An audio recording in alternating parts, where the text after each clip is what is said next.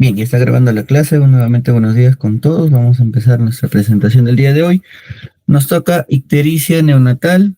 Este tema no va a venir en el examen del día 19, es para la tercera unidad, para el tercer consolidado.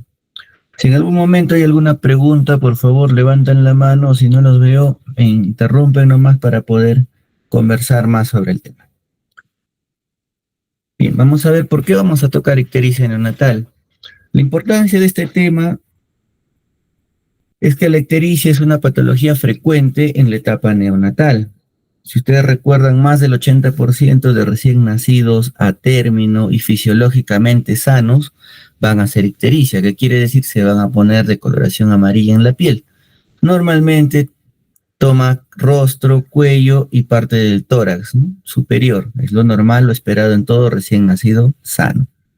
Recuerden que todos los recién nacidos pueden desarrollar ictericia porque su bilirrubina total aumenta más de 1 miligramo por decilitro. Recuerden que cuando llevamos otros cursos como fisiología, cirugía, nos dicen que la ictericia clínica o la que se observa en piel inicia a partir de 4 o 5 miligramos por decilitro en el paciente. ¿Qué quiere decir? Si normalmente nuestro paciente aumenta la bilirrubina total de forma fisiológica, esto se va a llamar hiperbilirrubinemia. Tengo bilirrubina alta en la sangre y la manifestación clínica es ictericia. Hay que definir exactamente estos dos términos porque no necesariamente todo niño con hiperbilirrubinemia me va a hacer ictericia. Recuerden que tenemos que llegar a valores de 4 o 5 para anotarlo en piel. Recuerden que la bilirrubina es un producto que se libera, que se genera constantemente, porque es un producto catabólico. Y dentro de la destrucción de glóbulos rojos o de varios mecanismos, como vamos a ver más adelante, se está generando de manera progresiva. ¿Es potencialmente tóxico? Sí.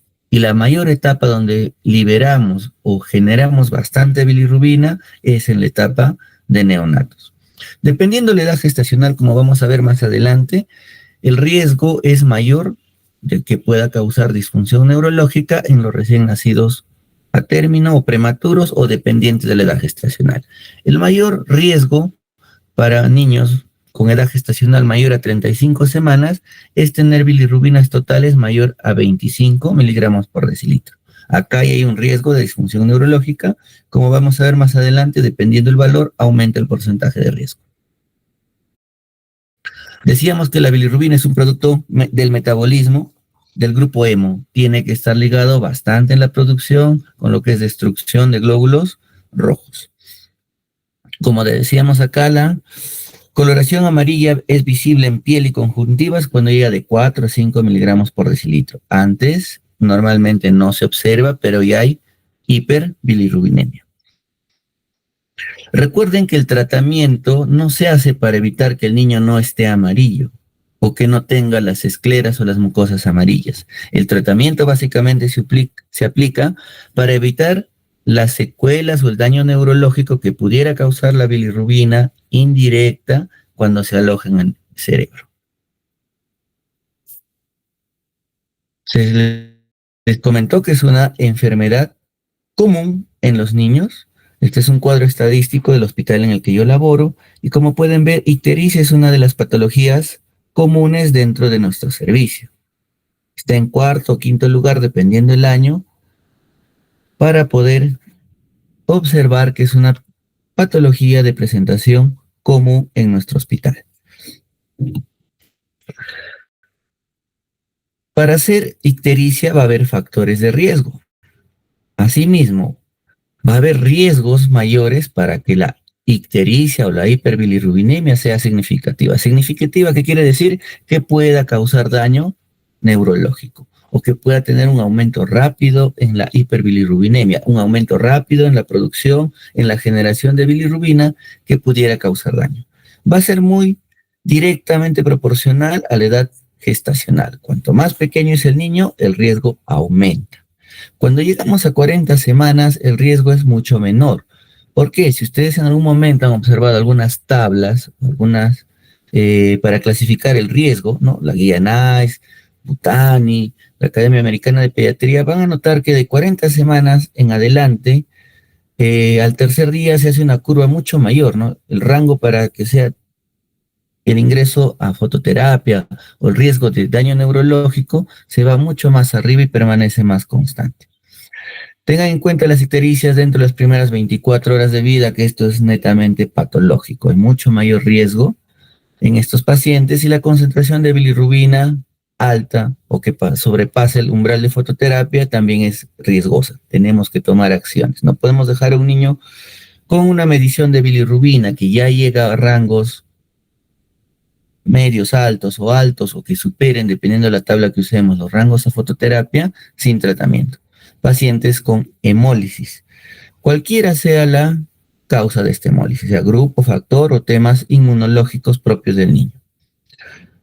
Niños que han recibido fototerapia antes del alta. He tenido un niño en fototerapia, disminuyeron sus valores, le di de alta y reingresa con nuevamente valores altos. Habría que verificar la causa de esto. Podría ser alimentario, nutricional o tendría que ver de repente con la parte hematológica o hepática.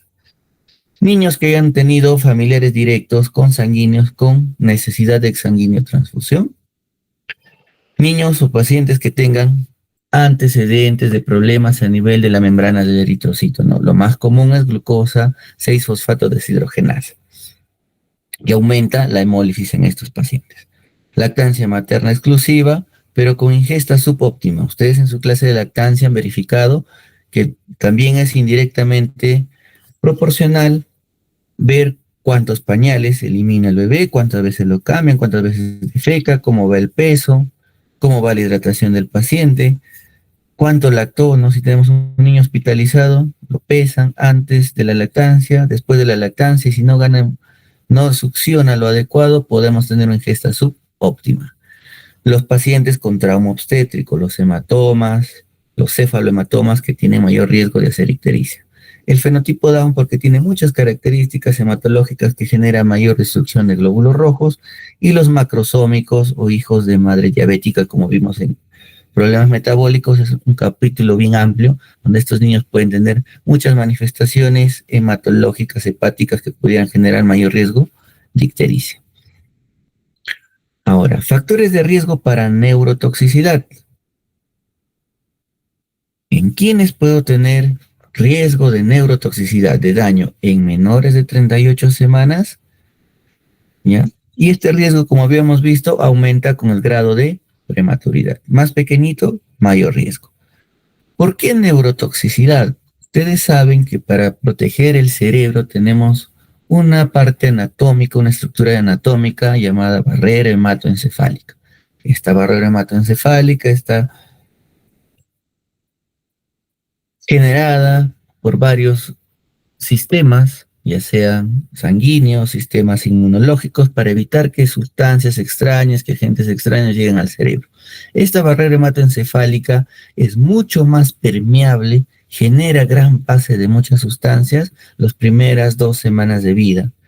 Por eso es que el riesgo es mayor para que pase esta bilirrubina, y mucho mayor con la bilirrubina indirecta, que es afín a las grasas, ¿no? Es el más liposoluble, y en el tejido nervioso central cerebral tenemos gran cantidad de grasas, por eso es más afín. Recuerden, por eso la neurotoxicidad es mucho mayor los primeros 14 días de vida. Pacientes con albúmina menor a 3 gramos por decilitro. Recuerden, vamos a ver más adelante que la bilirrubina indirecta debería estar ligada a la albúmina para poder transportarse al hígado y poder metabolizarse. Pacientes que tengan menos albúmina en nivel sanguíneo tienen riesgo de tener mayor bilirrubina indirecta libre, y esta es la más dañina. Pacientes con iso o aloinmunización, ¿no? Podemos tener grupo, factor, eso lo vamos a ver más adelante, y deficiencias, como habíamos visto, enzimáticas a nivel del glóbulo rojo. Pacientes con septicemia que es un estado hipercatabólico, inflamatorio, donde se puede alterar muchos mecanismos de destrucción celular o también de metabolismo de la bilirrubina a nivel básicamente hepático.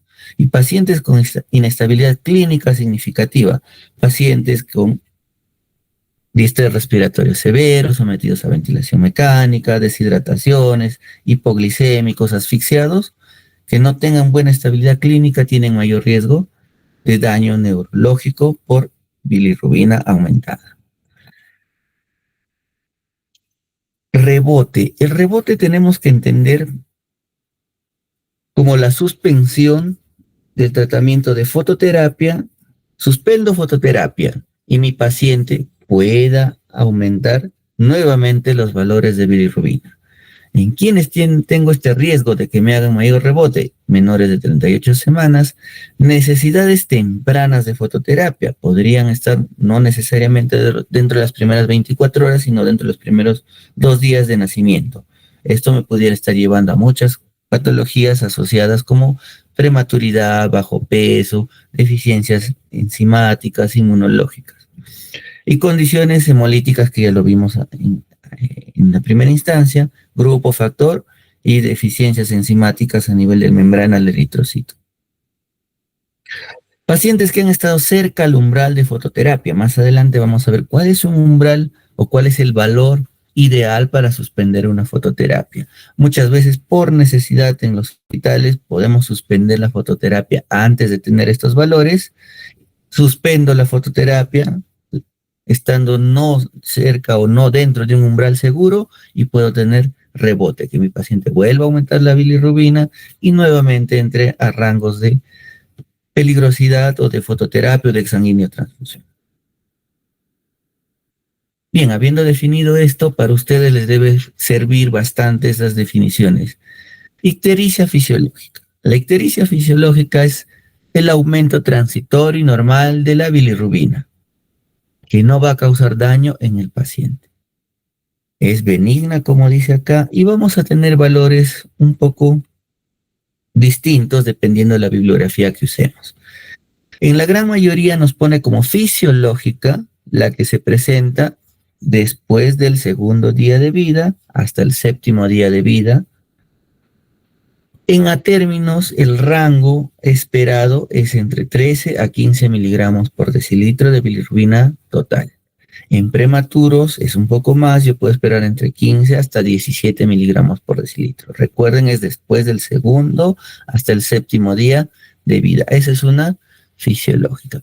Aparte, para considerar dentro de fisiológica, yo debo de tener en cuenta que no haya incompatibilidad de grupo sanguíneo entre la madre y el niño o de factor RH. Tengo que estar seguro que mi paciente está alimentándose bien, tiene buena lactancia, está ganando peso o su pérdida de peso no ha sido muy excesiva. Para yo decir, esto es una fisiológica. Si no, podría estar ligada a técnicas de lactancia, a lactancia materna, a leche materna, como vamos a ver más adelante. Para yo decir es fisiológica, debo excluir todas las otras causas y estar entre el segundo a séptimo día de vida. De acuerdo a la clasificación, también vamos a ver que esto pudiera variar dependiendo de la edad gestacional. En UpToDate nos hablan de hiperbilirrubinemia significativa. Recuerden que la significativa es la que potencialmente tiene riesgo de daño. En mayores de 35 semanas nos dice toda bilirrubina total mayor del percentil 95 en el monograma de bilirrubina, el que estemos usando. Vamos a ver más adelante que hay muchas tablas para poder ayudarnos en el diagnóstico. La grave, de acuerdo a la Academia Americana de Pediatría, necesito fototerapia. Vamos a ver hiperbilirrubinemia grave más adelante, cómo se interpretan las tablas de la Academia Americana de Pediatría. Y para daños potencialmente neurológicos, como habíamos visto en la primera diapositiva, toda bilirrubina mayor de 25 en niños mayores de 35 semanas. Esto también está dado como un índice de salud pública del fracaso de sistemas de detección antes del alta. ¿Qué quiere decir? No deberíamos tener niños mayores de 35 semanas con valores bilirrubina mayor a 25. Yo tengo que ver en qué pacientes tengo riesgo de hacer ictericia, hiperbilirrubinemia y tengo que hacerles un screening, un control. Si yo tengo altas con pacientes con riesgos o con datos de bilirrubina cercanos o mayores a 25, es un error hospitalario. No debería dar de alta en niños que tengan riesgo o Debe ser bilirrubinas cercanos a los 25 miligramos por decilitro o valores cercanos a 25 y generar un alta precoz. En neonatos menores de 35 semanas el valor de riesgo ya es mucho menor, ya no es 25, es 17 miligramos por decilitro. Para decir que es grave, también yo recomiendo fototerapia de acuerdo a la Academia Americana de Pediatría y vamos a ver cuál es ese valor. En menores de 35 semanas vamos a ver que muchas veces con valores de 25 miligramos por decilitro de bilirrubina a más van a estar en rangos de exsanguíneo transfusión. Como decíamos, cuanto más menor es el paciente, tiene mayor riesgo de daño neurológico. Y para evitar daño neurológico, una medida de acción de emergencia urgente es la exsanguínea transfusión. Pero no se hacen todos. Vamos a ver en quiénes se va a hacer. Bien. Recuerden que la disfunción neurológica va a estar inducida por bilirrubina, por daño directo a nivel molecular y citológico. El daño cerebral está causado por la bilirrubina libre. Habíamos dicho bilirrubina indirecta libre, la que no está ligada a la albúmina. Esta libre es la que puede adherirse con mayor facilidad a estructuras anatómicas en nivel del cerebro por la permeabilidad de la barrera hematoencefálica.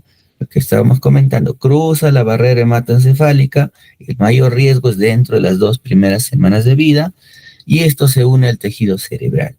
Va a causar daño directo a nivel de estructuras moleculares y citológicas. Lo que más daña, puede haber daño a nivel de la mitocondria, por ejemplo, ¿no? Entonces va a haber apoptosis, daño celular, muerte celular en algunos pacientes. Y el daño celular es irreversible. Dependiendo de las zonas donde se alojan, que es lo más común, vamos a ver en núcleos de la base, va a haber daño permanente en nuestro paciente.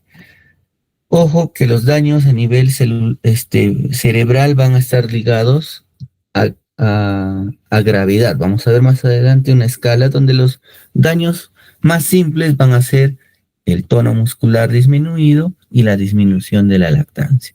Los daños permanentes van a estar ligados a temas convulsivos o temas a nivel auditivo. Pueden quedar sordos incluso estos pacientes. Como dice acá, vamos a tener una encefalopatía. Como vimos, en temas han visto temas hipóxicos, hemos visto temas metabólicos y clasificamos como encefalopatía toda manifestación clínica de daño neurológico. Vamos a ver agudas, vamos a ver tardías o crónicas. Encefalopatía, hemos visto encefalopatía, por ejemplo, metabólica. Hemos visto temas de glucosa. Han visto en otra clase encefalopatía hipóxico-isquémica. Entonces, el tipo o el daño neurológico, las manifestaciones neurológicas de daño, acá se van a conocer como encefalopatía hiperbilirrubinémica, porque la causa va a ser la bilirrubina alta. Dentro de las manifestaciones agudas, como dice acá, va a ser algo agudo, pasajero. Lo más común es disminución de la lactancia, disminución del tono muscular. Son pasajeras, podemos trabajar con terapia y van a solucionarse. La encefalopatía bilirrubinémica crónica o conocida antes como kernicterus es un daño irreversible. Como dice acá, son secuelas crónicas y permanentes del daño directo de la bilirrubina a nivel del tejido cerebral. Lo que tenemos que evitar es que nuestros pacientes lleguen a hacer un daño crónico o un kernicterus. En esta diapositiva tienen un resumen de lo que hemos estado hablando, pero esto les va a servir para su examen. Fisiológica normalmente es benigna, transitoria, entre el segundo al séptimo día de vida, y la ictericia en algunos pacientes puede ser incluso visible hasta el mes de vida. Puede tener una coloración amarilla que puede desaparecer lento y progresivamente, pero es leve, es un tono amarillo leve que normalmente va a cara, rostro y tórax. No van a llegar hasta muslo, cadera, rodillas. Tiene que ser leve. Y recuerden, el recién nacido a término, el 50% de los pacientes hacen ictericia y el pico es entre el tercer al cuarto día de vida. Por eso Hay que tener en cuenta, muchas de nuestras unidades, cuando dan de alta justo las cesareadas al tercer día de vida, tenemos que controlar el tema de ictericia. En los prematuros, la aparición es básicamente un 70% y el pico es entre el quinto al séptimo día de vida. Recuerden, en sus serums tienen que vigilar más a sus pacientes entre el tercer y cuarto día de vida si es un a término y un prematuro entre el quinto y séptimo día. Las patológicas aparecen en las primeras 24 horas de vida. También si tienen pacientes que tienen riesgo de ictericia y ustedes hacen controles seriados o periódicos o de acuerdo a la tabla que usen, les recomiendan control dentro de 6 horas y el aumento de la bilirrubina es mayor a 0.5 miligramos por decilitro por hora, es algo patológico. Bilirrubinas indirectas, dependiendo, como habíamos visto, ¿no? Si es a término, mayor a 15 o prematuro, mayor a 17. Una bilirrubina directa mayor a 2 miligramos por decilitro podría indicar problema a nivel anatómico, de repente vías biliares. Si yo tengo conocimiento de pacientes que vienen con riesgo de hacer ictericia, incompatibilidad de grupo sanguíneo, tengo mamá que es O y el papá tengo conocido que es A, B o AB, puedo tener incompatibilidad de grupo, ¿no? O mamá que es RH negativo y que de repente no ha recibido inmunización, tengo que hacer un screening. Tengo que tomar sangre del cordón y si en ese screening de sangre del cordón tengo 4 miligramos por decilitro a más, esta es una ictericia patológica. Y las ictericias que pueden durar más de 10 días en los a término o más de 21 días en los prematuros. Tengo que tener en cuenta que pueda tener una enfermedad subyacente para que la ictericia se esté prolongando. Vamos a recordar de manera rápida cómo es la generación de bilirrubina. Tenemos que tener en cuenta nuestra hemoglobina, nuestro glóbulo rojo, ¿no? Que va a pasar básicamente por el sistema retículo endotelial y nuestro glóbulo rojo cuando ya tiene tiempo de vida avanzado se va a destruir. Va a perder la flexibilidad de poder pasar por capilares pequeños y se va a destruir. Va a liberar globina y va a liberar sustancias del grupo hemo, ¿no? Y esto es fisiológico. Nosotros como adultos tenemos un promedio de tiempo de vida media de un glóbulo rojo de 120 días. En mi neonato, el tiempo de vida varía entre 80 y 90 días, por eso va a haber mayor destrucción de estos glóbulos rojos. Nuestro paciente ha estado sometido dentro del útero a un medio hipóxico, ¿no? Tenemos 3 shunts fisiológicos que hacen que mi paciente normalmente a nivel intrauterino no sature 80, 90%. Ustedes saben que puede estar entre 60%, 50, dice 60 más menos 5, ¿no? Que es una saturación promedia en el vientre. Por eso cuando han visto su seminario de RCP, tengo parámetros en cuanto a tiempo y saturación, porque normalmente a mi paciente ni bien nace no va a saturar 90. ¿Qué hace esta hipoxia? Genera por estímulo mayor liberación, mayor producción de glóbulos rojos. Por eso mi paciente viene con mayor carga eritrocitaria. Tengo mayor carga eritrocitaria, más cantidad de glóbulos rojos que se destruyen más rápido, por eso voy a liberar gran cantidad, por ejemplo acá el grupo hemo. El grupo hemo va a venir una enzima, la hemoxigenasa, y me va a producir varias componentes como bilirrubina indirecta, que es la más útil en este slide para conocer. Tengo grupo hemo, hemoxigenasa, y se va a generar bilirrubina indirecta como fracción peligrosa en este capítulo.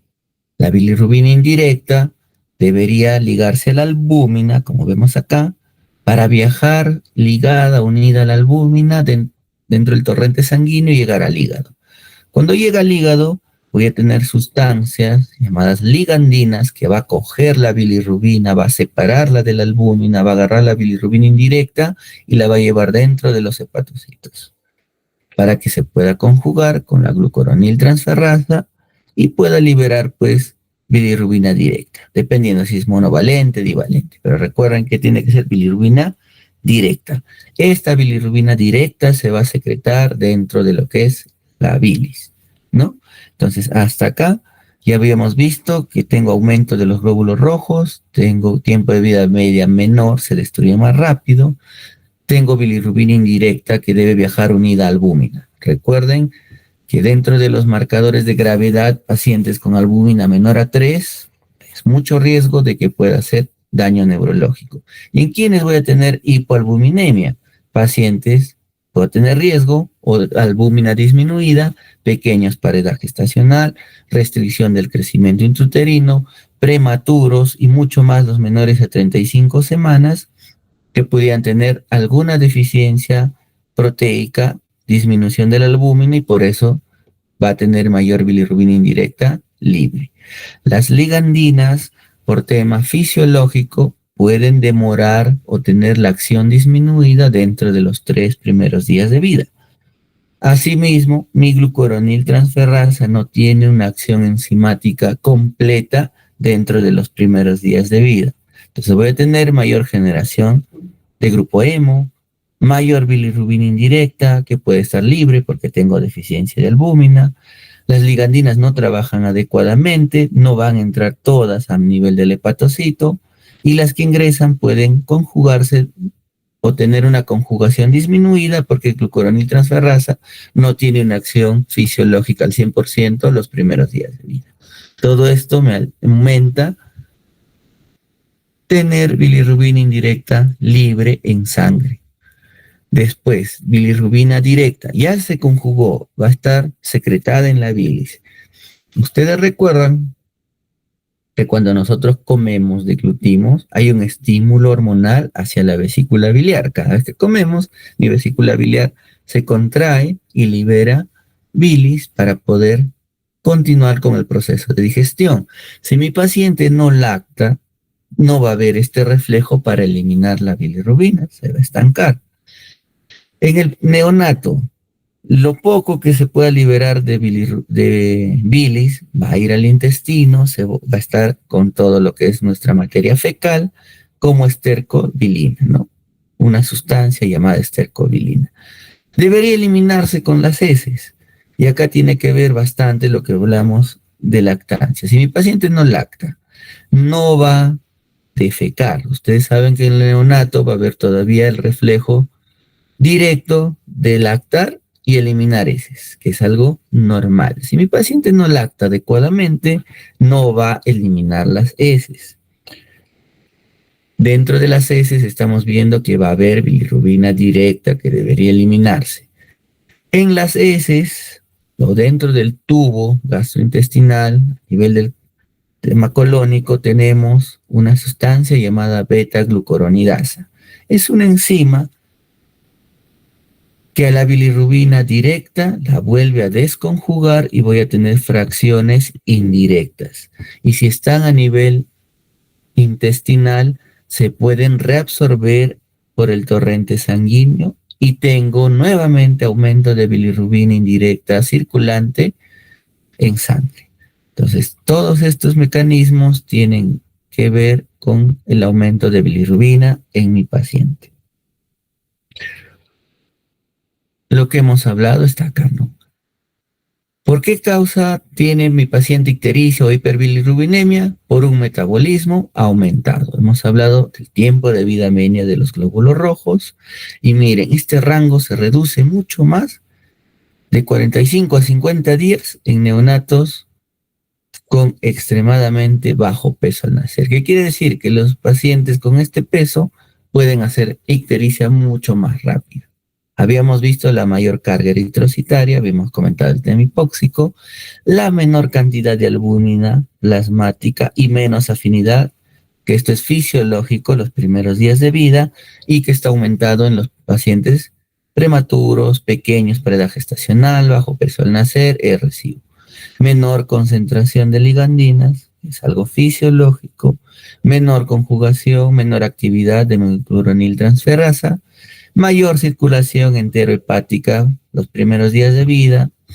mucho más en los pacientes que no eliminan meconio de manera rápida. Y lo que habíamos visto acá, no les había comentado, pero la microbiota tiene que ver con la estercolbilina. Y en quienes tenemos microbiota disminuida, los primeros días en pacientes mucho más que nacen por cesárea, ¿no? Que no han tenido paso por el canal de parto y no han tenido contacto con lactobacilos. Y su flora bacteriana, su microbiota va a ser mucho menor y de distinta composición que los pacientes que han nacido por parto eutóxico. Bien, entonces tienen que tener en cuenta que también la mayor cantidad de beta-glucuronidasa está a nivel intestinal, desconjugan la bilirrubina directa. ¿Por qué ponen acá o por qué ponemos mayor cantidad de beta-glucuronidasa? Porque beta-glucuronidasa también es una sustancia presente en la leche materna. Y el lactante o el neonato va a tomar leche materna, ¿no? Esto me va a dar un mayor pool de bilirrubina a nivel intestinal. Y el pool de bilirrubina en meconio durante la gestación, durante la formación del neonato, también ha habido liberación, eliminación de bilirrubina, que da color oscuro al meconio. Y si no lo elimina, tengo mayor cantidad de bilirrubina que pueda ser potencialmente desconjugada a nivel intestinal y pueda absorberse. Vamos acá. Habíamos visto que la bilirrubina indirecta, libre, es la mayor, es la que causa más daño. Y en toda ictericia, la que más aumenta o la que más tiene aumento es la indirecta, ¿no?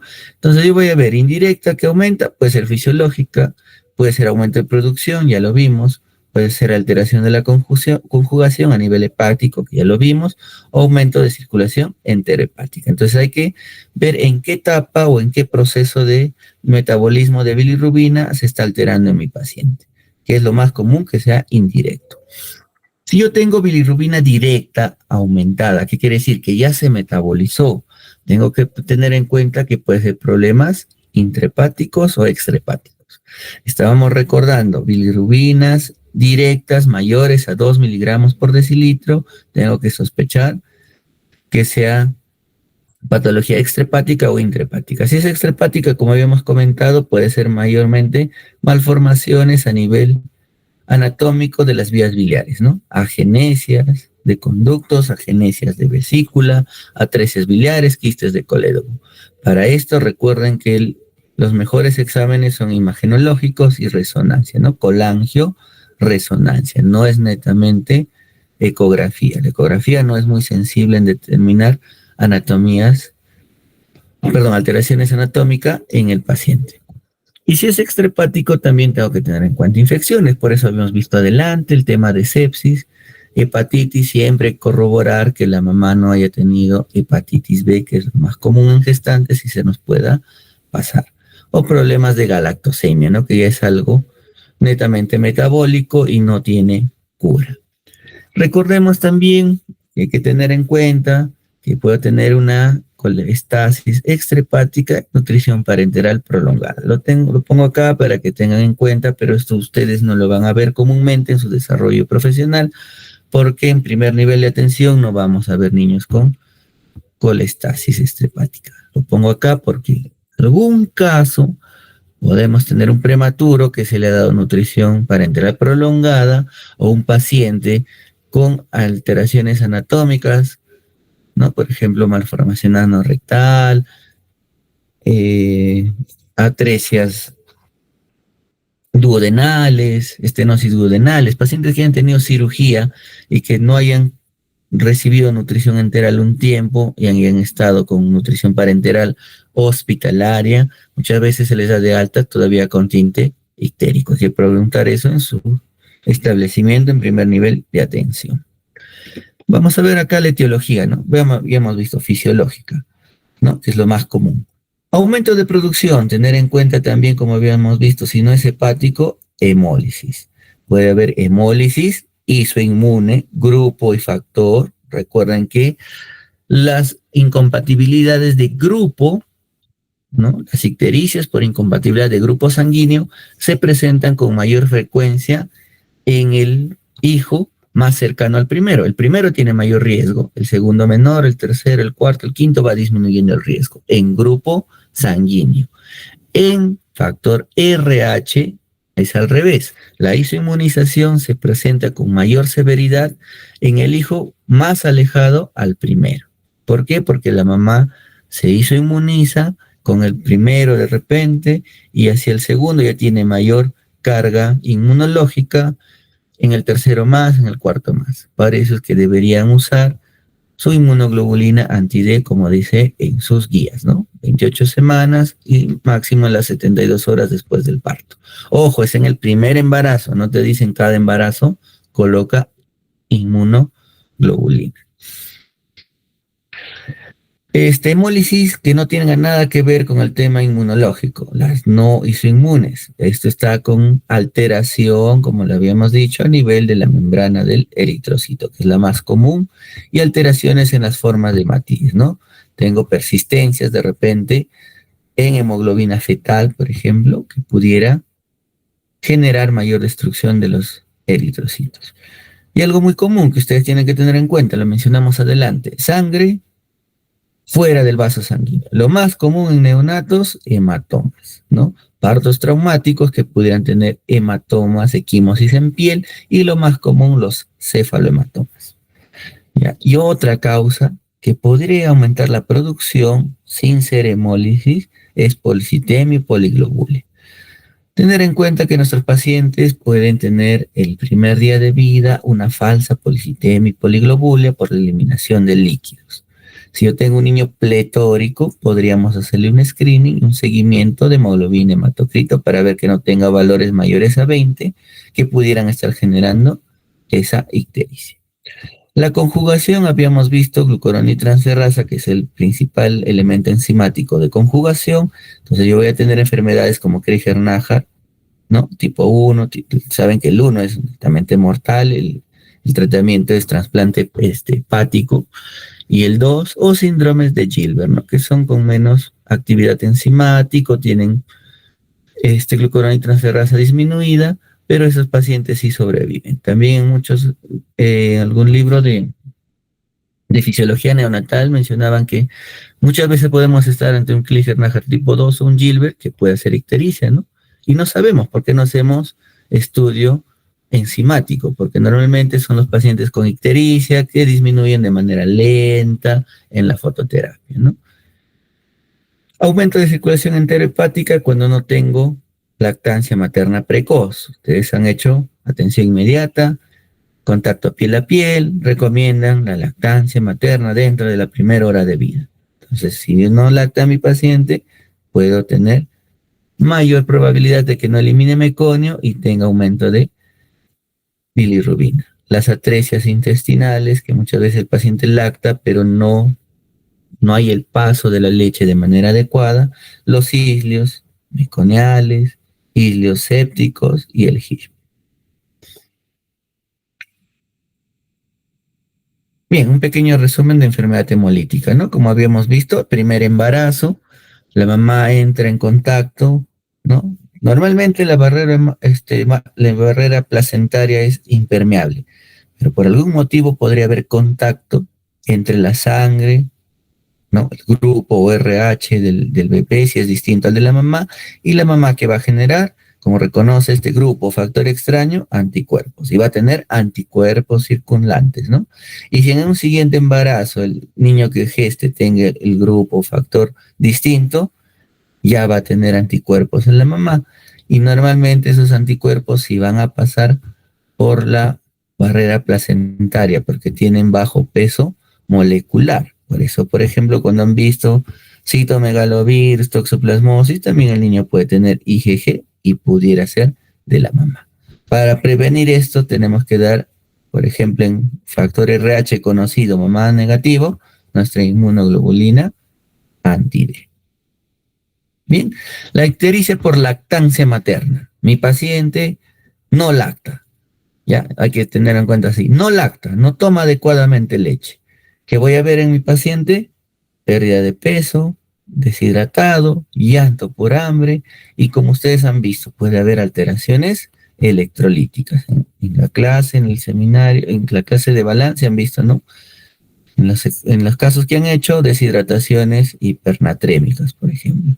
Entonces, yo para sospechar ictericia por lactancia tengo que tener un niño que está bajando de peso de manera excesiva, que no lacta bien, una mamá con pezones agrietados, con dolor a la lactancia, con mastitis, que es lo más común para pensar que es por lactancia.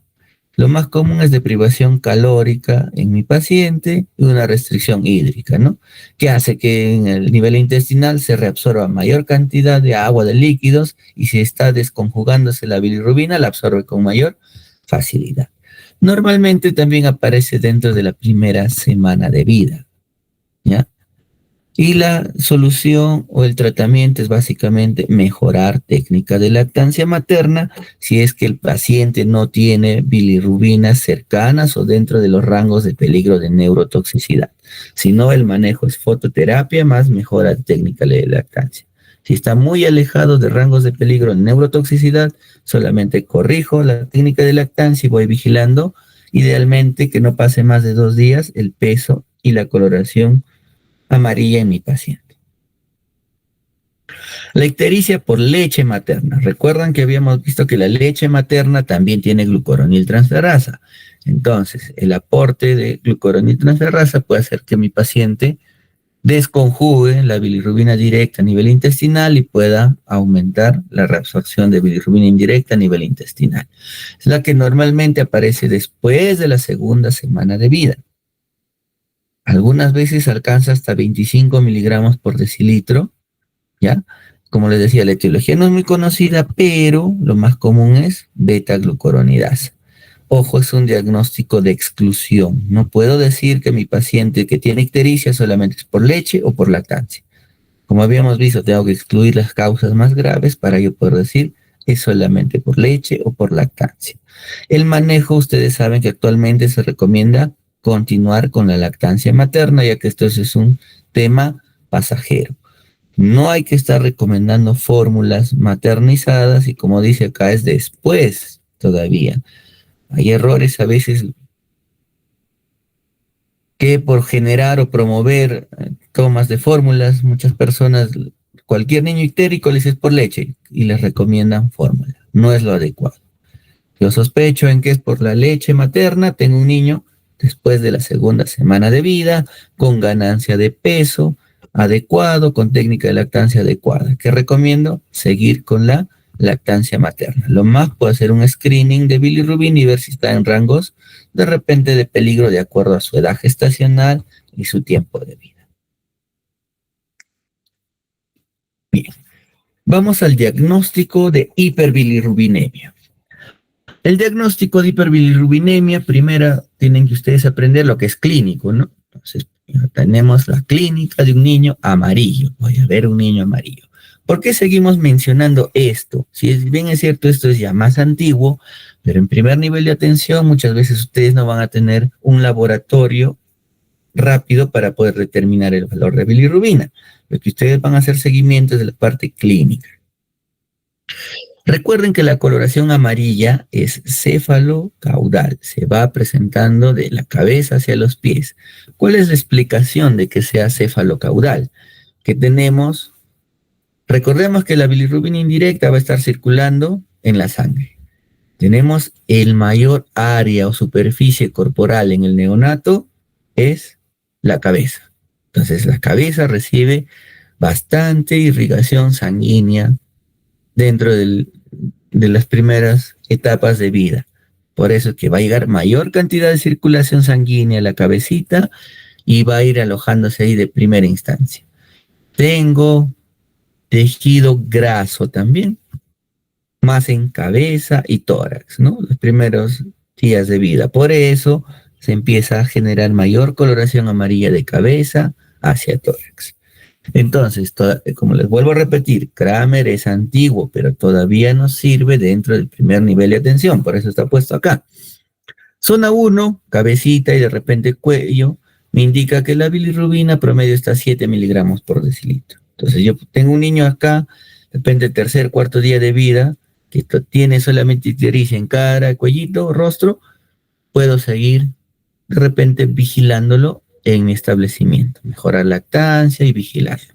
Zona 2, más o menos tórax, me dice que es 10, pero miren, zona 3 y hay que tomar en cuenta el tiempo de vida y la edad gestacional. Si yo tengo un niño que ya empieza a tornarse amarillo entre las caderas, muslos, ideal es que tengan un examen de bilirrubina sanguíneo para determinar el valor exacto y poder llevar a mis tablas y ver si necesita seguimiento continuo laboratorial o ya esté en riesgo y necesita fototerapia.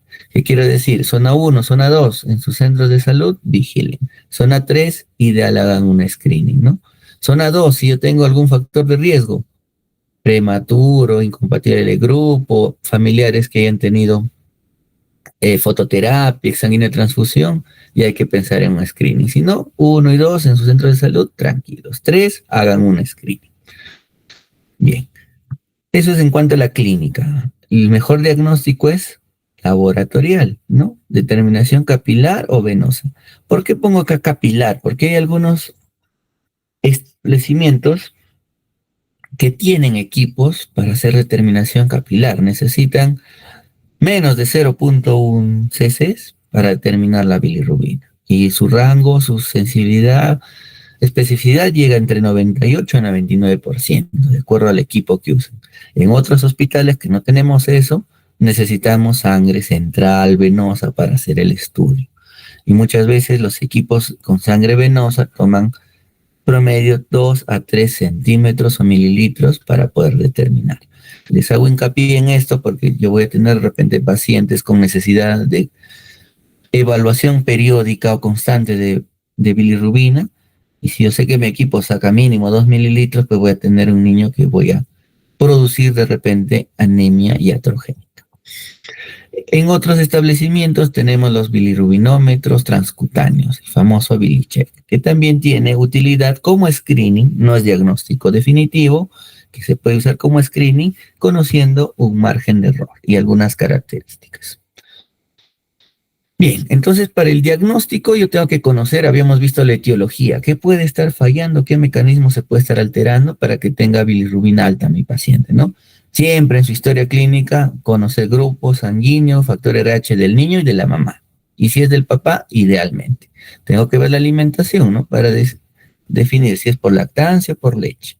Tengo que ver antecedentes familiares. Aspecto de las heces. Es un poquito raro que un neonato me haga acolia, ¿no? Entonces, si yo tengo un papá que me dice que sus heces son amarillo claras o pálidas, tengo que tener en cuenta diagnósticos diferenciales. Síntomas asociados como llanto, desnutrición, pérdida de peso, ¿no? Cefalohematomas, traumas obstétricos. Mi exploración física tiene que siempre buscar signos de deshidratación, pacientes con baja de peso, pacientes con clínica de sepsis. Ustedes saben que la sepsis es una clínica inespecífica, ¿no? Si yo noto hipoactividad, hipotermia, hipertermia, letargia, tengo que buscar una probable asociación con la ictericia. Hepatoesplenomegalia, podría decirme que es algo infeccioso. Palidez, de repente hemólisis. Sangre extravascular, siempre busquen equimosis, cefalocematomas. Una historia clínica completa, una exploración física completa. Recuerden, al neonato se examina desnudo. Desnudo para poder notar todo lo que pudiera haber. Y si necesito, pues pruebas complementarias, ¿no? Recuerden, si tengo sospecha de que sea aumento de bilirrubina directa, tengo que ver bioquímica, coagulación, descartar infecciones, temas virales. Indirecto, tengo que ver si es que está hemolizando, si es que tengo alguna sospecha, peritonitis de Coombs directo, al neonato, hematocrito, albúmina, que es importante, habíamos visto que sí es importante, y si ya sospecho en algo más, pues lámina periférica, ¿no? Que me pudiera dar mayor parámetro. Habíamos conversado del bilirrubinómetro transcutáneo, ¿no? Similar a una pistola, similar a un equipo para medir temperatura. La lectura es automática, se hace, ¿no? Temas colorimétricos a nivel de la piel, ¿ya? Y básicamente tengo que ver, uno, el margen de error y los errores en mis pacientes. Este método me recomienda, de acuerdo a los mayores equipos, mínimo 2 tomas de medida.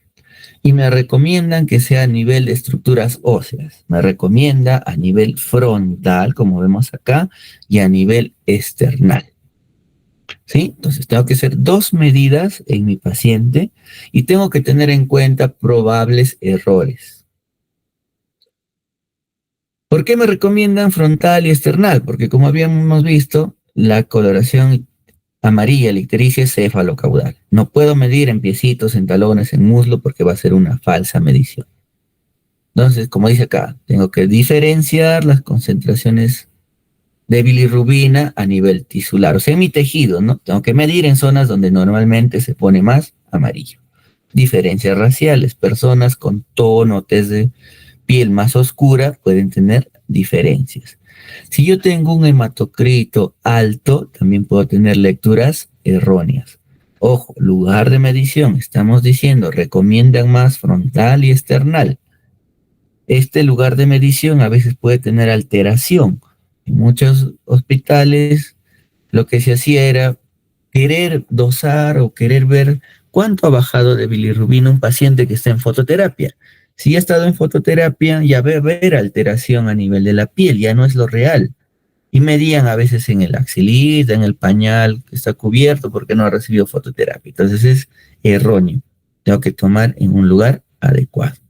Y conocer el equipo que yo estoy usando. Como le digo, la mayoría solamente nos piden 2 medidas. Algunos piden hasta 3. Y tener en cuenta la calibración de mi equipo. Tiene que estar bien calibrado si no voy a tener errores en mis pacientes. Los errores previstos o programados básicamente son más o menos 3 miligramos por decilitro de bilirrubina. ¿Qué quiere decir? Si me sale 10, puede tener un margen de error que puede estar en 7 o hasta 13. Entonces, ¿en quiénes yo trabajaría con mi bilirrubinómetro transcutáneo con el margen mayor? En pacientes que tienen mayor riesgo. Menores de 38 semanas, mucho más en los menores de 35, pequeños, bajo peso, sépticos, hospitalizados, ¿no? En estos niños debería trabajar con mi margen de error mayor. Bien. En cuanto al diagnóstico, recuerden que habíamos dicho que el diagnóstico más exacto era mi determinación capilar. Recuerden que también la sangre a nivel capilar para poder determinar un valor exacto de bilirrubina debe haber sido extraído de manera simple, fácil y rápida, sin ordeñamiento, que quiere decir sin colocar la aguja y estar sobando, frotando la manito para que salga más rápido la sangre. Eso genera hemólisis y aumenta el valor real. La muestra debe ser procesada ideal dentro de la primera media hora de extraída, ¿no? Porque según vamos dejando la muestra ahí, se va hemolizando y puedo tener valores erróneos de bilirrubina. ¿Y para qué determino? Para tomar decisiones, para ver si mi niño necesita o no necesita tratamiento. Y recuerden, ¿para qué hago el tratamiento? No es para que no esté amarillito, es para evitar el potencial daño neurológico o cerebral de la bilirrubina. Ese es eso es el beneficio de hacer tratamiento. Explicar siempre a los padres que vamos a tratar para disminuir el riesgo de daño neurológico por bilirrubina. Evitar la toxicidad, la neurotoxicidad de la bilirrubina. Volvemos a poner acá lo que hemos puesto arriba. Factores de riesgo para neurotoxicidad. Está acá. Está el Pediatrics, que también ha salido en Up to Date. Menores de 38 semanas, albúmina menos de 3, enfermedad hemolítica, sépticos y pacientes con inestabilidad clínica, ¿no? Ellos son los que básicamente tienen mayor riesgo de daño neurológico. Ahora, para esto hay muchas tablas, ¿no? Para poder determinar el riesgo. Acá nos dice, por ejemplo, zonas de riesgo de acuerdo a percentiles. Recuerdan que en algunas guías te ponen como riesgo de daño neurológico tener bilirrubina total mayor del percentil 95. ¿No? Entonces acá voy a trabajar en base a riesgos. Tengo un riesgo alto que está acá, percentil 75, perdón, 95, me dije, sobre la línea punteada. Entonces, ¿qué me está diciendo? Tienes un riesgo de daño neurológico, de acuerdo a mis valores de bilirrubina, que están en la parte izquierda, y el tiempo de vida, ¿no? Voy a ver si tengo riesgo alto. ¿Qué me recomendaban? Fototerapia, decía, ¿no? Por ejemplo, un riesgo intermedio, un riesgo bajo, va a depender. Un riesgo bajo, puedo observar a mi paciente. Un riesgo intermedio, puedo hacer seguimiento a las 4 o 6 horas para poder ver si esa bilirrubina aumentó o no. Y un paciente sin riesgo, simplemente observo y vigilo. Entonces tengo que tener en cuenta esto, ¿no? Acá no hago nada, acá puedo observar, vigilar. Si tengo un riesgo intermedio alto, puedo hacer seguimiento a las 4 o 6 horas para ver si esa bilirrubina aumentó y ya está en rangos de peligro, ¿no? Un riesgo alto. El monograma de Butani, que también es antiguo, pero todavía podemos tenerlo como referencia, que también nos habla de percentil 95, zonas de riesgo. Entonces, igual, no tengo riesgo alto, riesgo intermedio alto, hacerle seguimiento, riesgo bajo, seguimiento laboratorial y acá seguimientos clínicos, ¿no?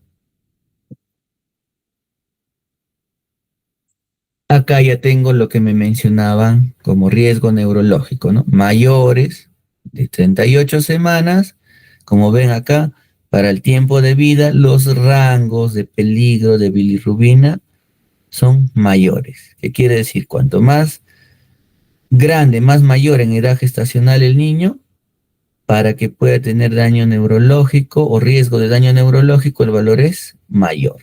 Y si ustedes recuerdan, 428 milimoles estaba en 25 miligramos por decilitro.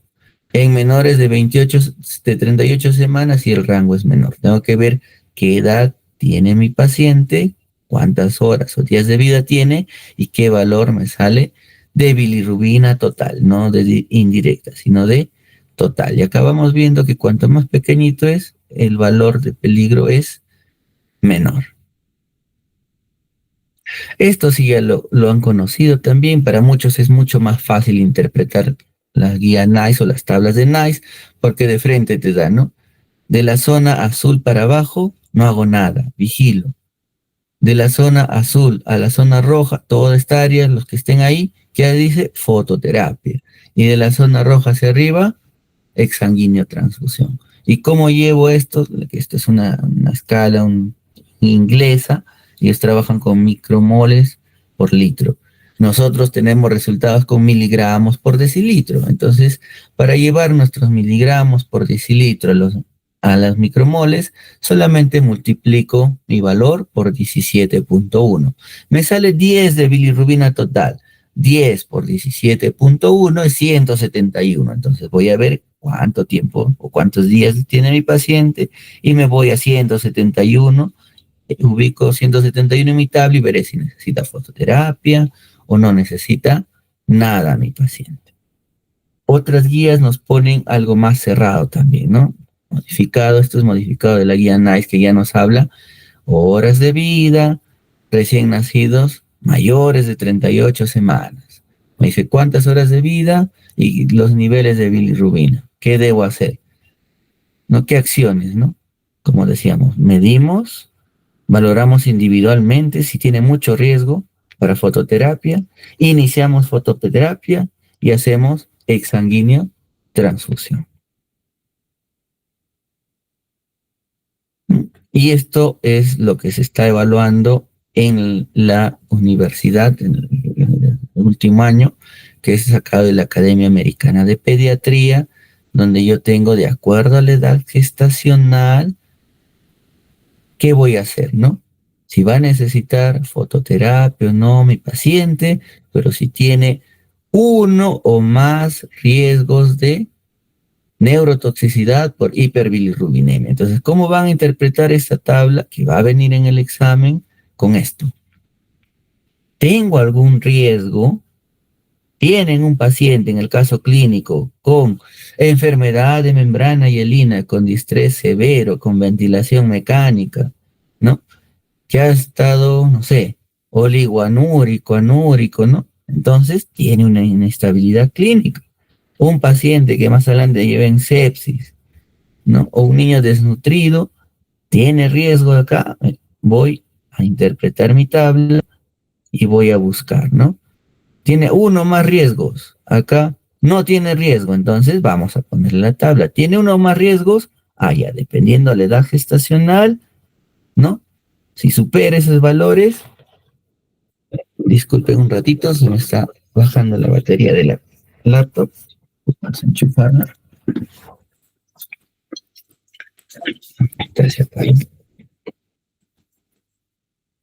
Listo. Entonces recuerden, tengo mi tablita, tengo que aprender esto. Riesgos de neurotoxicidad, vengo acá. ¿Tiene uno o más riesgos? Ya, uso esta tabla. Uno más riesgos, uso esta tabla. Mayor a 38 semanas, me voy acá arriba. Sobre esto, fototerapia. Debajo de eso, nada. Entonces recuerden esto. Uno más riesgos y la edad gestacional. No tiene riesgos, no tiene nada de lo que está arriba. Ya, entonces uso esta tabla. Si no tiene riesgos. Ojo, estamos quedando, vuelvo a repetir para la grabación. Factores de riesgo para neurotoxicidad. Tiene uno o más factores, uso esta tabla, que las vamos a proyectar en su examen si vienen estos casos. Con valores superiores a la línea que ustedes tienen de acuerdo a la gestacional, fototerapia. No tiene riesgos, igual, uso esta tabla, no tiene riesgos. Y veo en mi paciente, ¿no? ¿Qué edad gestacional tiene? ¿Cuánto tiempo de vida? Si no tiene ninguno de esos riesgos. Para poder decir, ¿necesita fototerapia sobre los valores de acuerdo a la gestacional o no necesita fototerapia? Bien. El kernicterus, como ya habíamos visto, es un tema básicamente ya de daño crónico, donde la bilirrubina ya se ha adherido, está presente en tejido cerebral, causa daño, ¿no? Parálisis cerebral, sordera, limitación cognitiva. ¿Quiénes tienen riesgos de kernicterus? Todo recién nacido entre 20 a 25 miligramos por decilitro de bilirrubina, el riesgo es raro, muy raro. De 25 a 30 miligramos, el riesgo es 6%. De 30 a 35 de valores de bilirrubina, el riesgo es de 14 a 25%. O sea, ¿qué quiere decir? Podría ser que uno de cada 4 niños nos haga kernicterus. Y mayores de 35 miligramos por decilitro, casi todos los bebés pueden tener kernicterus. Tener en cuenta esto, ojo, para cuando ustedes refieran a sus pacientes. Tienen valores más de 25, siempre decirle, señora, la referencia es por este motivo. Hay riesgo de que pueda hacer daño crónico, severo a nivel cerebral. Por eso le estamos refiriendo a un hospital. Hay papás que no entienden el riesgo neurológico. Es una patología, como han visto en el hospital que trabajo, de presentación constante. Y muchos papás se niegan a la hospitalización, incluso hacen todo el trámite requerido y piden alta voluntaria, alta solicitud. Se llevan a sus menores hijos. Recuerden que en ninguna clínica en Junín hay tratamiento de fototerapia. Solamente hay en los hospitales, ¿no? En nuestra región, Minsa, ¿no? Dependiendo si están, bueno, acá en Huancayo el Carmen, o Salud, Ramiro Priale, o en los hospitales, pues, Tarma, Chanchamayo, no sé, ese tipo, solo es tema hospitalario. Tienen que tener en cuenta esto. Siempre decirle a los papás el probable riesgo. Y no vamos a decir, pues no, mi hijo no va a estar dentro de ese 6%. Siempre hay un riesgo. Bien, y ustedes saben que antiguamente el diagnóstico de kernicterus era anatomopatológico, ¿no? Que veían en tejidos cerebrales de los niños fallecidos amarillos, ¿no? El tejido cerebral, el núcleo de la base, todo eso, más amarillo, con presencia de bilirrubina. En la actualidad ya se hace un diagnóstico sin tener que llegar al tema pues, de necropsia, simplemente se hace un tema imagenológico donde la resonancia magnética nos ayuda bastante, ¿no? Para poder determinar si hay kernicterus, ¿no? Pigmentación macroscópica amarilla en los núcleos pálidos, ¿no? Y en resonancia veo lo mismo. Bien, ahora, habíamos dicho que el daño, la encefalopatía, está vista por temas clínicos, ¿no? Yo voy a decir, a mi paciente tuvo bilirrubina alta. Voy a buscar mi score para ver si tiene disfunción, si hay daño. Tengo, ¿no? Cómo está el estatus mental, el tono muscular, ¿no? Entonces yo voy a ver cada puntaje y voy a decir si tiene alto, bajo, medio. Esto para la presentación que voy a subir se los voy a traducir para que lo tengan en español. Bien. El tratamiento, llegamos al tratamiento. ¿Cuáles son antiguamente o algunas de las patologías, por ejemplo, como Krüger-Najar, ¿no? Y decían que el tratamiento puede ser farmacológico. Uso fármacos que me ayuden a incrementar la excreción o la activación de la glucuroniltransferasa, ¿no? Por ejemplo, antes se usaba fenobarbital como tratamiento. Pero el tratamiento más común es la fototerapia, la mayoría de pacientes que tiene varios mecanismos de acción, y el de emergencia o urgencia que también se puede hacer es exsanguíneo transfusión. Y ojo, en pacientes que pueda determinar un tema inmunológico, dependiendo la causa, si es propio, ¿no? Es isoinmune o tiene una autoinmunidad, alguna cosa el paciente, puede usarse pulsos de corticoides o de repente inmunoglobulina. Lo menciono nada más porque en usted no vamos a tomar ese tipo de casos en los exámenes. Va a venir a lo más fototerapia y exsanguíneo transfusión. La fototerapia, que se he puesto acá porque es parte de la presentación que les voy a dejar, bastante letra para que lo puedan leer. Recuerden, la fototerapia va a estar ligada a 3 mecanismos. Isomerización estructural, donde mi bilirrubina se convierte en lumibilirrubina, la que es más fácil eliminar por bilis y orina. Por eso un paciente en fototerapia hace pila más oscura. Ya no es que esté infectado, tenga una infección urinaria o esté deshidratado, puede ser solamente la fototerapia. Isomerización, ¿no? Los cambia cuerpos polares, ¿no? Que difunden más rápido por la sangre y se escuetran por la bilis. Y fotooxidación también se eliminan por orina. Entonces volvemos acá. ¿Qué va a hacer la fototerapia? ¿Qué va a hacer esto?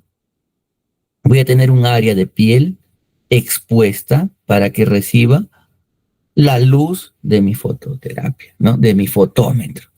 Esta luz tiene que estar ligada en rangos, tiene que tener una longitud de onda para que pueda hacer efecto. Las longitudes de onda son muy variables, de acuerdo a la bibliografía que ustedes revisan, pero la mayoría está en un espectro, en una longitud de onda entre 400 a 500. Entonces me dice, longitud de onda de la luz azul debe estar entre 450 a 475 nanómetros. ¿Para qué? Para que tenga una absorción máxima la piel y pueda hacer los efectos. La Academia Americana nos pone entre 400 a 520 nanómetros, ¿no?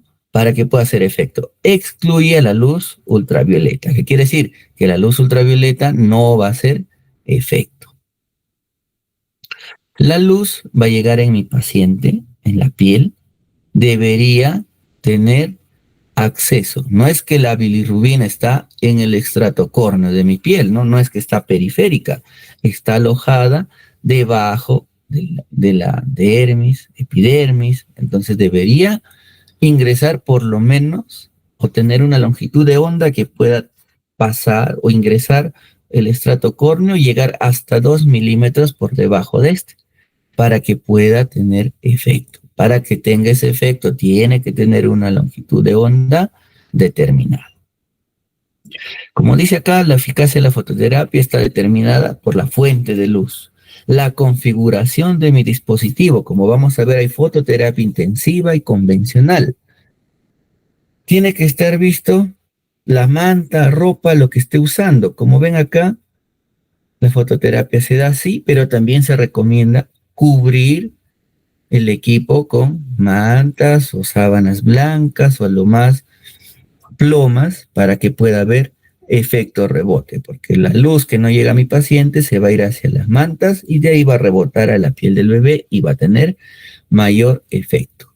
La superficie corporal que está expuesta, por eso los niños en fototerapia están desnudos.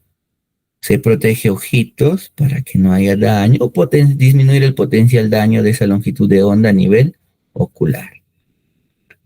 Conociendo esto, vamos a ver la bilirrubina no conjugada, ¿no? Recuerdan, la indirecta es la que puede absorber luz con mayor facilidad.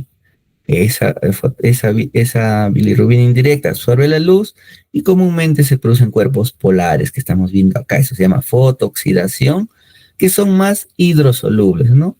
Y se excretan sin necesidad de conjugarse, simplemente no necesita cambiar de bilirrubina indirecta o no conjugada a conjugada. Solamente lo vuelven cuerpos polares hidrosolubles que se eliminan por heces o por orina. Miren los parámetros para disminución de bilirrubina total en fototerapia.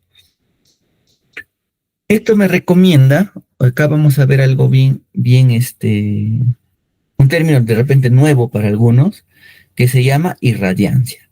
Irradiancia es la fuerza, la potencia con la que está llegando esta luz hacia la piel del bebé. ¿Ya? Entonces, para tener una fototerapia efectiva, algunas guías te recomiendan 35 microwatts de potencia por centímetro cuadrado. Hasta 45 dicen que no ha habido toxicidad. Entonces, yo tengo que también conocer mi equipo. Si mi equipo, lo cual no se hace en muchos hospitales, no se verifica que esté dando una buena irradiancia, no va a estar en este rango para poder dar una fototerapia efectiva a mi paciente. Me recomiendan la irradiación. A ver, miren, ustedes saben que el riesgo en mayores de 35 semanas de daño neurológico es menor. Entonces, si yo tengo un paciente en fototerapia con mayor a 35 semanas, puedo darle una irradiancia de 25 a 35 microwatts. Si tengo un paciente con menor edad, ¿no? Va disminuyendo. La longitud de onda en todas es lo mismo. El porcentaje de piel. Si yo tengo un niño con la cantidad de piel que debo irradiar, debe ser, pues en los menores debo irradiar mayor cantidad de piel. Si tengo un niño con menor edad gestacional, la cantidad de piel que debo irradiar es mayor. Si yo tengo un niño con mayor edad gestacional, de repente puedo irradiar menos. Por eso en algunos servicios, a los más grandecitos, para que no se enfríen, les colocan una mantita sobre los pies. Bien, entonces, fototerapia, tengo que ver la irradiancia. Recuerden, fototerapia, 3 mecanismos. Está mediado por la longitud de onda que tiene que ingresar a la piel de mi bebé para que haga estos 3 efectos, y la mayor eliminación es por bilis y más por orina. Paciente con fototerapia elimina orina oscura. Y lo que tengo que saber es la irradiancia, la potencia con la que llega a la piel de mi bebé. Bien, conociendo esto, vamos a la fototerapia. Habíamos dicho, está así, paciente desnudo, paciente con el fotómetro, con el equipo sobre él. Normalmente se cubre para poder tener efecto rebote, ¿no? Que refleje esa manta las ondas hacia el bebé. ¿Qué tengo que cuidar en todo paciente con fototerapia? Recuerden que con las luces LED ya no hay riesgo de deshidratación. El aumento del aporte hídrico entre 10 o 20% diario era para equipos antiguos o que no tengan luces LED. ¿Por qué? Porque causaban mayor pérdida insensible, mayor deshidratación. La protección ocular, porque de esta longitud de onda también puede pasar el párpado, que es una estructura anatómica delgada, y podría generar daño a nivel ocular. Control de la temperatura. Mi paciente debe estar desnudo en un ambiente que, si no está bien caliente, puede llevarme a hipotermia a mi paciente. Los controles de bilirrubina total y fraccionadas cada 4 o 6 horas, dependiendo del tema, ¿no? Si tengo pacientes que están muy cerca, rangos de exsanguíneo, transfusión o con riesgo alto de neurotoxicidad, tengo que estar vigilando y ver si mi fototerapia está siendo efectiva. ¿Cuándo suspendo la fototerapia? La mayoría de guías te pueden poner rangos cerrados, pero hay que trabajar, ya saben, de acuerdo a la edad gestacional y tiempo de vida. te ponen, ¿no? En un término podría suspender cuando tu bilirrubina total ya está entre 14 o 15. Puedes suspender. O si voy a ver en milimoles, si vamos a la guía NICE, cuando mi valor de bilirrubina está de 50 milimoles a más fuera del rango de fototerapia. ¿Qué quiere decir? Volvemos a esta tabla, por ejemplo. Fototerapia, vámonos a este punto, ¿no? 350 para el cuarto día de vida. O sea, supongamos que mi paciente entró con 350. Para yo suspenderle la fototerapia, debería estar en un rango de 300 hacia abajo. O sea, 50 puntos por fuera del rango de peligro para suspender fototerapia cuando yo hablo en milimoles. Y siempre, habíamos visto en las primeras diapositivas, el rebote. Siempre vigilar si mi paciente es potencialmente candidato a ser síndrome de rebote. Y el rebote estimado podría ser hasta 5 miligramos por decilitro. ¿Qué quiere decir? Si yo quito a un paciente con riesgos para rebote con 15, puedo esperar que ese 15, por efecto rebote, pudiera convertirse hasta 20 miligramos por decilitro. Siempre verificar eso. Si no tengo riesgos, o si yo preveo un rebote alto, ver si es que con ese rebote va a ingresar a rangos de fototerapia. Acá, para que lo lean, ¿no? Tengo fototerapia convencional e intensiva. La convencional, básicamente, podría usarse hasta con luces fluorescentes, nos mencionaban antes, ¿no? Pero es menos eficaz. La intensidad con fluorescentes está reducida. Tengo también fototerapia convencional en equipos nuevos. ¿Qué es lo que hace? Es menos eficaz y su intensidad está reducida. ¿Qué se reduce en la intensidad? La irradiancia, los microwatts que van a llegar a la piel del bebé. Y puede estar solamente entre 8 a 12 microwatts. Y va a ser efectivo. ¿En quiénes necesito convencional? En niños sin factores de riesgo para daño neurológico, que no sean prematuros extremos, puedo dar convencional. Intensiva, acá los niveles de radiación son más altos. Tengo generalmente como mínimo 30 microwatts por centímetro. ¿Ya? ¿Para qué? Para que baje de manera mucho más rápida la concentración de bilirrubina. Esto lo puedo usar en niños que estén cerca a rangos de exsanguíneo transfusión, en hemólisis, para disminuir de manera mucho más rápida la bilirrubina total, y en ellos tengo que hacer un control de 4 a 6 horas iniciada la fototerapia. Y vean acá también, tiene que ver con la altura. Puedo usar doble equipo. Acá dicen, fototerapia intensiva, puedo usar 2 equipos, 2 fotómetros convencionales, podrían ayudarme si no tengo. O disminuyo la distancia, lo pongo más o menos a 10 centímetros de altura para poder tener una fototerapia intensiva.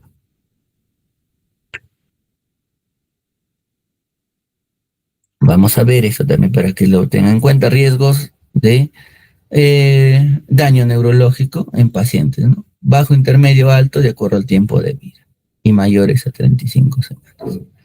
Exsanguíneo transfusión es una medida de urgencia. Esto es en niños que han pasado por mucho el valor de daño neurológico, ¿no? Es una medida de emergencia que se hace en nivel hospitalario y de la hay que tener accesos centrales. Lo más común es hacerlo por catéteres umbilicales.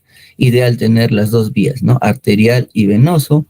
Por el arterial deberíamos retirar sangre de manera lenta, como dice acá, 10 o 15 mililitros por cada recambio, y por la vena poner la sangre, vamos a hacer el recambio, ¿no? ¿Por qué por la vena? Porque vamos a poner sangre que no está oxigenada. Entonces, para no producir daño a nivel de receptores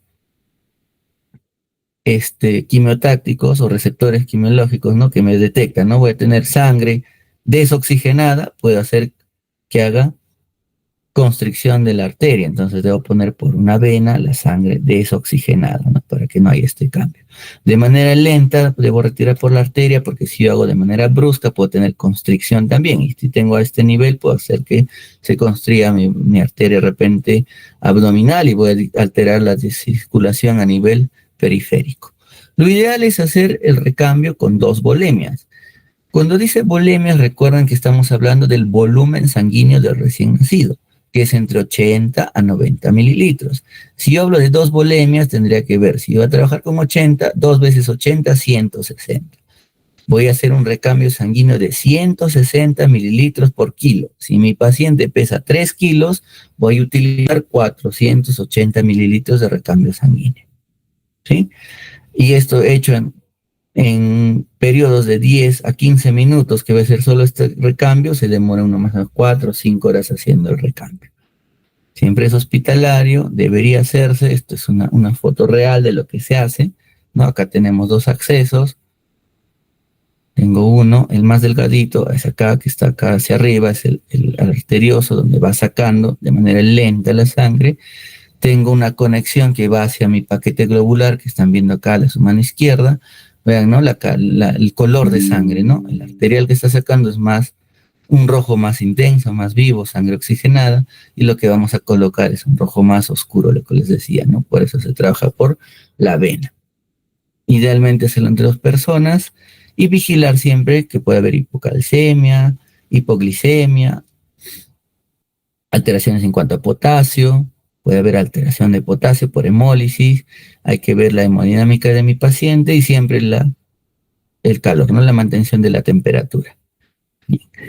Hasta ahí las diapositivas. ¿Alguna duda, alguna pregunta para poder absorberles?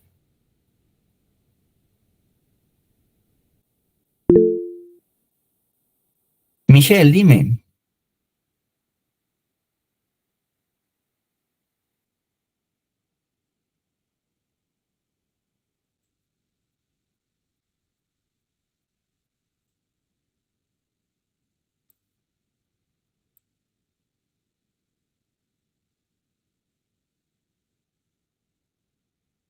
No te entiendo. ¿En cuál? ¿En una de las diapositivas?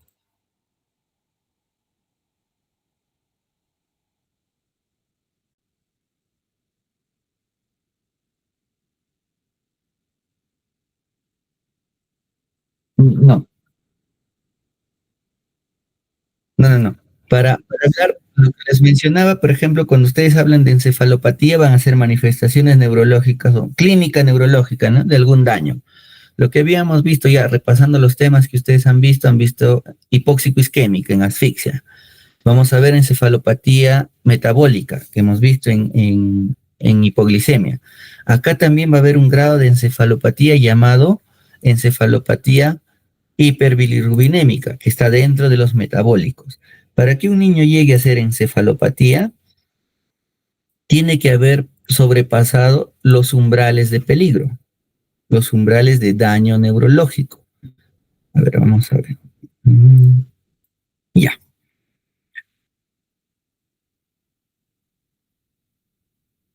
Acá, por ejemplo, ¿quiénes pueden hacer neurotoxicidad? Lo hemos explicado.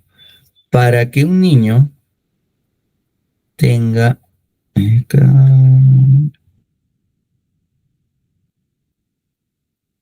Recordamos esto. ¿Quiénes tienen riesgo de kernicterus?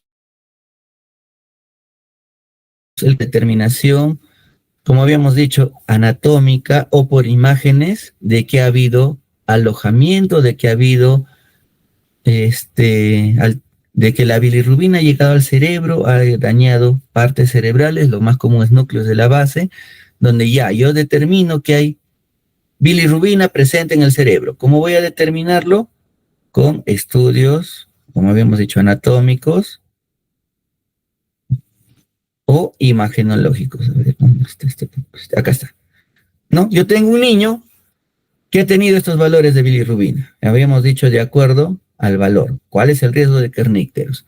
Entonces, tú tienes niños de mayor a 30 miligramos y tienes alteración en lo que es la lactancia. Tengo parálisis cerebral, sordera.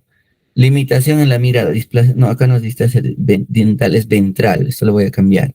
Tengo letargia, hipotonía, succión débil, llanto agudo, estupor o coma. Estas son las manifestaciones de kernicterus. Esto me dice hay un grado de enfermedad encefalopática. Tengo un niño con bilirrubinas altas, que está letárgico, que está hipotónico, que succiona débil. Lo más probable es por bilirrubina. Lo agudo es esto, lo que les había mencionado, lo agudo de daño neurológico es lo más común, hipotonía y disminución de la succión, que se genera o se soluciona con terapia física. Lo más grave que me puede hacer un niño es parálisis cerebral, sordera o convulsiones. Para yo determinar que mi niño tiene kernicterus, tengo valores de sospecha, tengo estos valores, ¿no? Más de 30 de repente, le hago una resonancia y tengo estas imágenes, ¿no? Entonces, tengo un niño con bilirrubina alta, con clínica, más imagenología positiva, yo digo, señora, esta es una encefalopatía. Y para eso tengo este cuadro, ¿no? El grado de disfunción neurológica en niños que han tenido bilirrubina alta. Y acá te habla, ¿no? Letárgico, estupor, semiconsciente, comatoso, hipotonía. Yo tengo puntajes y de acuerdo a eso voy a ver el grado de encefalopatía. Ojo, puedes tener niños, por eso digo, todo niño con bilirrubina alta tiene riesgo de encefalopatía. No es que con bilirrubinas bajas. Yo puedo tener un niño que crónicamente ya tiene daño, pero en el tiempo han bajado las bilirrubinas, pero ya hizo daño. No sé si me dejé entender, o sea, en el tiempo puedo haber bilirrubinas bajas porque ya bajaron, pero ya me causaron daño en mi paciente.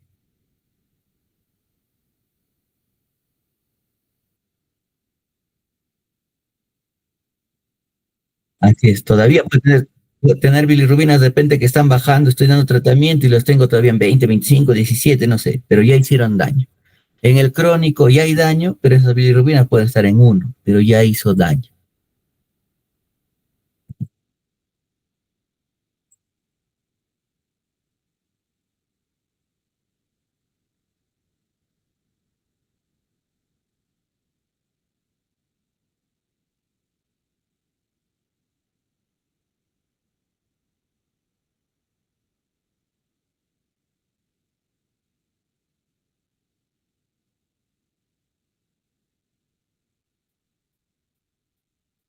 ¿Dónde? ¿En qué parte?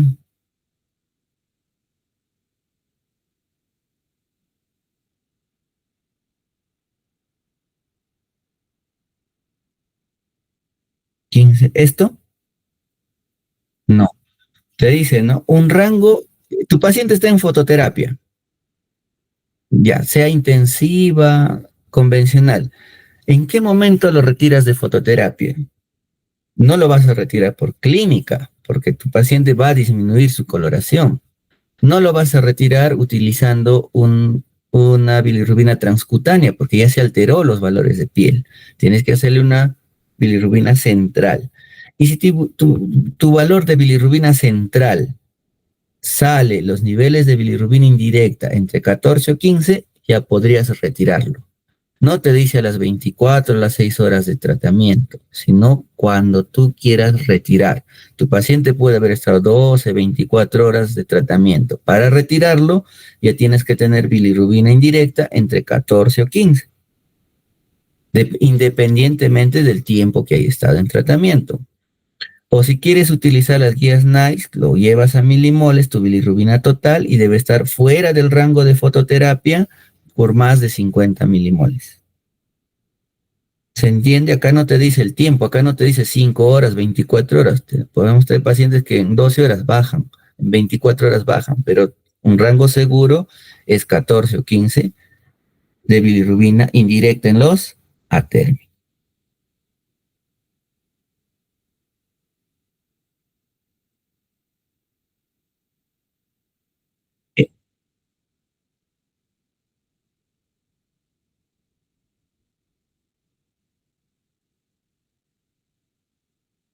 No, acá te dice para suspender fototerapia. Acá te dice, acá lo que hemos visto es qué cuidados debo tener en pacientes con fototerapia. ¿Qué cuidados, qué debo manejar? El aporte hídrico, la protección ocular que estamos viendo acá, la temperatura. Y habíamos dicho, ¿en quiénes hago controles de bilirrubina entre 4 a 6 horas?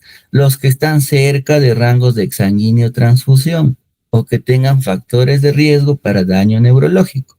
En los niños que estén hemolizando, porque si hemoliza yo tengo que ver si entró con 20 de bilirrubina, si de 4 a 6 horas está bajando o está aumentando, porque si está aumentando, puedo hacerle ya exsanguíneo transfusión. Si está disminuyendo, sigo con fototerapia.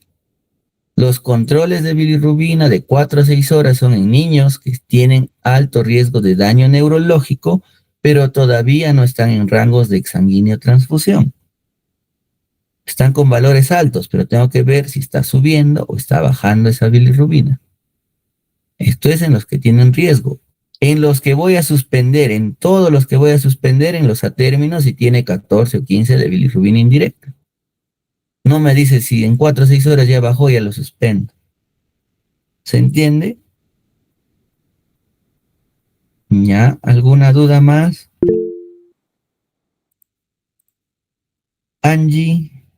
Sí, doctor, buenos días. Doctor, yo tengo una pregunta sobre la enfermedad hemolítica. En el caso sea factor, la mamá tendría que ser RH negativo y el hijo RH positivo.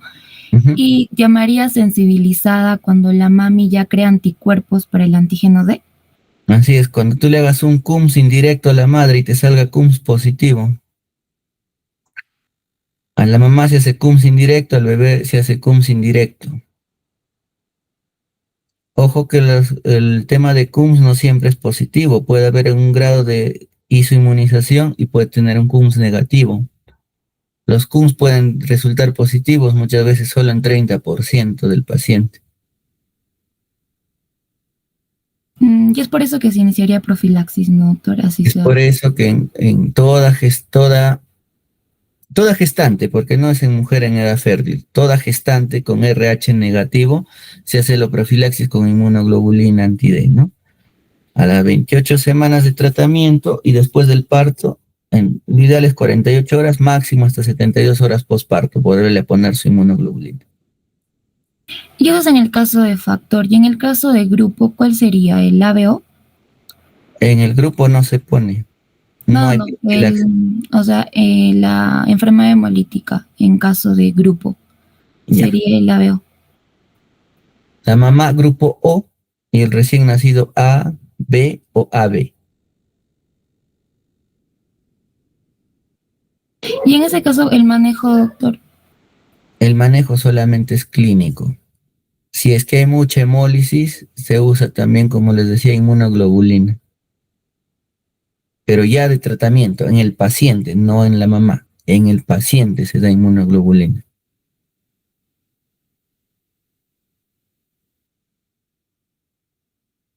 Está bien, doctor, gracias. Como les mencionaba, eso no les vamos a poner porque es un tema más complejo. Solo lo hemos mencionado. ¿Alguna otra duda?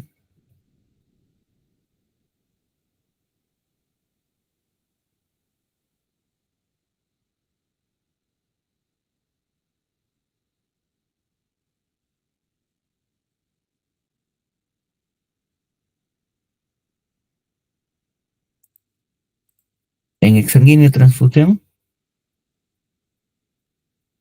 No, es 2 veces la volemia. Por eso habíamos dicho que la volemia es de 80 a 90 mililitros. 2 veces ese valor. Si yo voy a trabajar con 80, va a ser 160 mililitros por el peso del paciente para hacer el recambio. Por eso les decía, si pesa 3 kilos y yo voy a trabajar con 2 volemias, voy a multiplicar 160 por 3, me va a resultar 480 mililitros que debo hacer de recambio.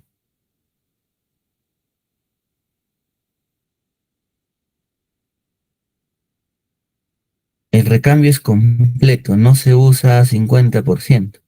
Y lo recomendado es 2 volemias, porque voy a hacer una un procedimiento invasivo, peligroso. Entonces, para darle una sola volemia no justifica. Siempre se recomienda 2 volemias. Ya, entonces creo que les voy a poner mejor un ejemplo escrito en las diapositivas que les voy a subir para que entiendan eso. ¿Alguna duda más? Doctor, una consulta. Con respecto a para retirar la fototerapia, bueno, si tiene factores de riesgo, el control es de 4 a 6 horas, pero en el caso de que no tenga factores de riesgo, ¿cada cuánto le hago los controles? Tú debes saber que está previsto que la fototerapia pueda disminuir 0.5 miligramos más o menos, ¿no? O 5 miligramos por día. Entonces yo debo hacer más o menos un cálculo, ¿no? Si por decir, si con 17 de bilirrubinas mi paciente entró a fototerapia, está fuera de riesgo, y yo sé que un día promedio puede bajar 5 más o menos, yo diré, no, a ver, si entró con 17, mañana en 24 horas va a bajar a 12. Ah, ya, pues ya está fuera de rango probablemente, ¿no? Ya, pídele para mañana. No, el trabajo se hace así más o menos. Si no tiene mayor riesgo, se pide dentro de las 18 a 24 horas de vida para pensar en alta del paciente. Ya, doctor, gracias. Y creo que eso no les he puesto. Voy a poner acá también más o menos cuál es el valor, el rango esperado de disminución, para que con eso ustedes trabajen para solicitar. Porque si no tiene mayor riesgo, no hago más o menos una estimación, ¿no? Digo, a ver, va a salir el rango de peligro en 12 horas. Ya, a ver, pídele en 12, ¿no? Pues si en 12 horas es 3 de la mañana, no vas a dar de alta el 3 de la mañana, ¿no? Entonces acá dice, como dice, retiro y puedo dar de alta. Entonces le pido 5 de la mañana promedio, ¿no? Entonces, si no tiene mayor riesgo, pues lo puede dejar y calcular el tiempo en que va a bajar ese rango, va a estar fuera del rango de fototerapia.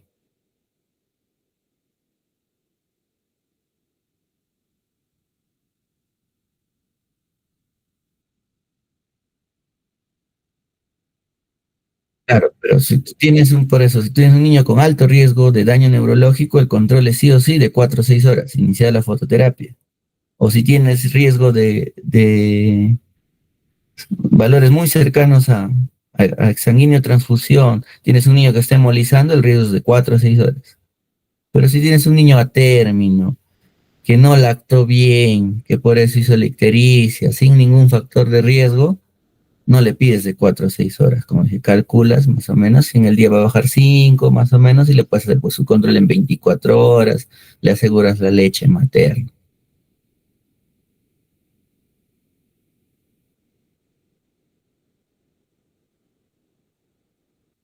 ¿Se entiende? ¿Alguna duda más?